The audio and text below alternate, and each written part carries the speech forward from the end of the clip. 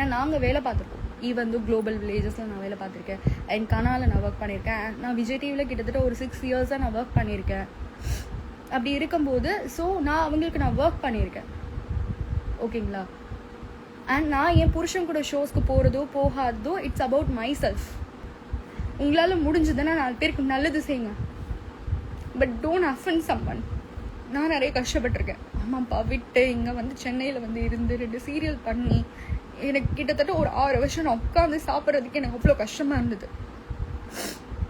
சரிங்களா? இப்போ நான் கல்யாண வாழ்க்கையில் கொஞ்சம் எனக்கு பீஸ்ஃபுல் வேணுன்றதோ ஒரு பிரேக் எடுத்திருக்கேன், அவ்வளோதான்.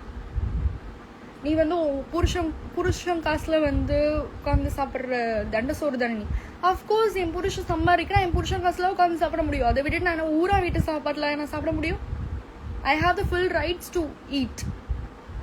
What you have the rights to tell about that?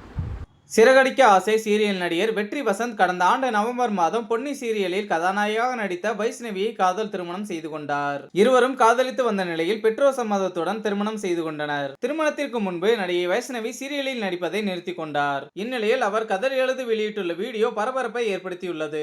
இந்த வீடியோவில் பேசிய வைஷ்ணவி ஒருவரை தவறாக காட்ட முயற்சிப்பதை முதலில் நிறுத்துங்கள் என கூறியுள்ளார். மேலும் அந்த வீடியோவில் அம்மா அப்பாவை விட்டு இங்கு வந்து 2 சீரியலில் நடித்து கிட்டத்தட்ட 6 வருஷம் உட்கார்ந்து சாப்பிடவே கஷ்டமாக இருக்கும். இப்போ நான் கல்யாண வாழ்க்கையில் எனக்கு ஒரு அமைதி வேண்டும் என்பதற்காக பிரேக் எடுத்திருக்கேன், அவ்வளவுதான். உன் புருஷன் காசுல உட்கார்ந்து சாப்பிடுற தண்டசோறு தானே நீ என பலரும் கேட்கிறார்கள்.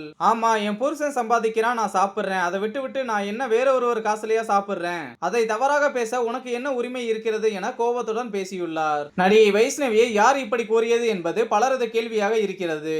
ஒருவேளை அவரது குடும்பத்தில் இருப்பவர்கள் கேட்டிருக்கலாம் எனவும் கிசுகிசுக்கப்படுகிறது.